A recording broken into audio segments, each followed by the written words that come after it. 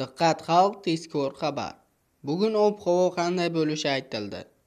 Bugun 23-iyul kuni havo biroz bulutli bo'ladi, vaqti bilan o'zgaruvchan bo'ladi, ayrim joylarda qisqa muddatli yomg'ir yog'ishi mumkin. Unga ko'ra Toshkent shahrida havo biroz bulutli bo'ladi, vaqti bilan o'zgaruvchan bo'ladi, yog'ingarchilik kutilmaydi, faqat kechasi biroz qisqa muddatli yomg'ir yog'ishi mumkin.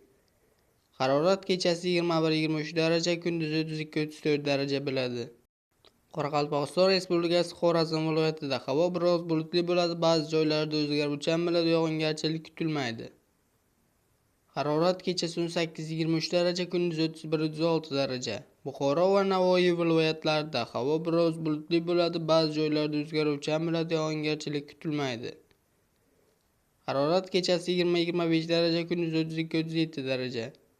Toshkent viloyatida havo biroz bulutli bo'ladi, ba'zi joylarda o'zgaruvchan bo'ladi, yog'ingarchilik kutilmaydi, faqat kechasi biroz qisqa muddatli yomg'ir yog'ishi momaqaldiroq bo'lishi mumkin.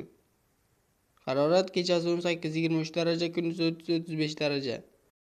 Samarqand, Jizzax, Sirdaryo viloyatlarida havo biroz bulutli bo'ladi, ba'zi joylarda o'zgaruvchan bo'ladi, yog'ingarchilik kutilmaydi. Harorat kechasi 18-23 daraja, kunduzi 30-35 daraja. Qashqadaryo va Surxondaryo viloyatlarida havo biroz bulutli bo'ladi, ba'zi joylarda o'zgaruvchan bo'ladi, yog'ingarchilik kutilmaydi. Harorat kechasi 20-25 daraja, kunduzi 34-39 daraja bo'ladi. Andijon, Namangan, Farg'ona viloyatlarida havo o'zgaruvchan bo'ladi, ayrim joylarda qisqa muddatli yomg'ir yog'adi, momaqaldiroq bo'lishi mumkin. Harorat kechasi 18-23 daraja, kunduzi 30-35 daraja bo'ladi. Sizga yetkazmoqchi bo'lgan xabarimiz shulardan iborat edi. O'zingiz va o'zgalar hayotiga befarq bo'lmang. Xayr, salomat bo'ling.